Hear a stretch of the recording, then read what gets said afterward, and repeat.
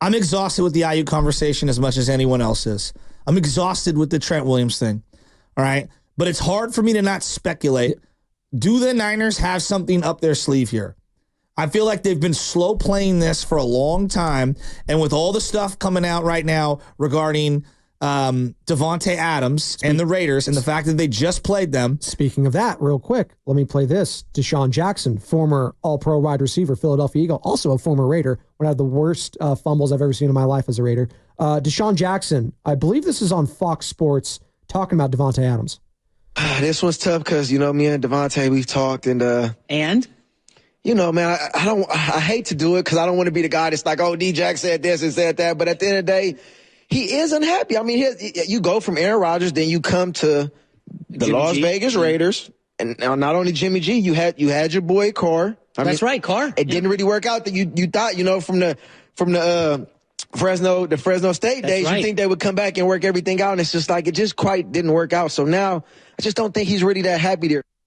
Well, there's two ways you can look at that. He's not happy. I mean, the guy just had a baby. He has his family there. He did say, you know, part of the reason he came over was Derek Carr, but part of the reason that he went over to Las Vegas from Green Bay was also just to be closer to his family, who all still live in Palo Alto. Yeah. So that was part of it, too. So coming over there, now what's as close as you can get to Palo Alto? Santa Clara. I mean, they're right they're right next to each other. Well, so Davante, you're hearing from John, he's not happy, but listen, if the Raiders aren't going to be very good, we'll know very early on because they have a very difficult stretch early on. They open up against the Chargers. They could beat the Chargers. I don't think the Chargers are going to be as amazing as everyone thinks they are in year one. Now Jim Harbaugh does a lot of stuff. Maybe they run the ball well. Justin Herbert, he's got the plantar fasciitis. We'll see. But if they're not good, they will have a lot of suitors come week 7, 6, 8, wherever the trade deadline is this year. I know they've extended it. Could the 49ers be a part of that, Joe Shasky? Do you want them to be a part of that? So this is what or do you do it now and try to overwhelm them? Because they have a huge dead cap with his like a trade. Like if they trade off him right now, that's a huge dead cap. But if you give them the right package right now, I'm not so sure they wouldn't say no. Well, I don't know what the particulars are. I don't know what's going on. I'm just speculating. We're just talking. It just feels like to me the Niners have been slow playing this whole thing out, and if they were going to get a deal done, it feels like it would have already happened. So, like, I think that the Niners are exhausted, and I wouldn't put it past them to do something like this. Oh, okay. Washington or Pittsburgh or whatever, that's the trade package that you're willing to give up for Brandon Ayuk. We'll do that. We'll keep those draft picks. And then, like, for example, running back, they're loaded. Like, I think they're going to keep Garendo now. Yeah. And I think that they're going to say goodbye to Elijah Mitchell. I think Elijah Mitchell gets traded today. I think he's a guy that can get you back something. Maybe it's a 3rd or a 4th or a 5th round pick. Maybe you're packaging something. I don't know.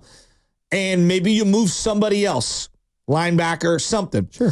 You take some of that ammunition and then you turn around and you go to the Raiders and you say, here, we'll take Davante Adams from you, and here's the draft compensation that we'll take for that. The Niners are really good at one thing, drafting in the middle rounds. Yeah. What they're not good at are these first and second rounders. So, like, I have no problem with surrendering a top pick for someone as good as Davante. Getting a Davante Adams is a win now Super Bowl mindset move.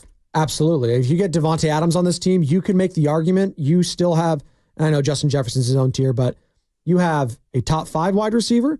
You have the number 1 tight end. You have the number 1 running back. And you have, as last year he played like it, a potential top 5 quarterback. Like, that's what you're talking about here. We're talking about the tier list. Brock Purdy's in that tier. You even want to say top 10. That's sure. I'm talking about Brock Purdy building off last season. Could be a top 5 quarterback this year. That is a scary offense. And the thing that's so great about Davante, his skill translates everywhere. It's not predicated on speed. It's not predicated on power. It's the route running. It's knowing where to be. It's the hands. I mean, that guy... Red zone targets, the slant, everything. He understands the offense because he did the little Fleur offense, which is very similar to the Kyle offense. And he did the McDaniels offense. He's a pure route runner who gets unbelievable separation.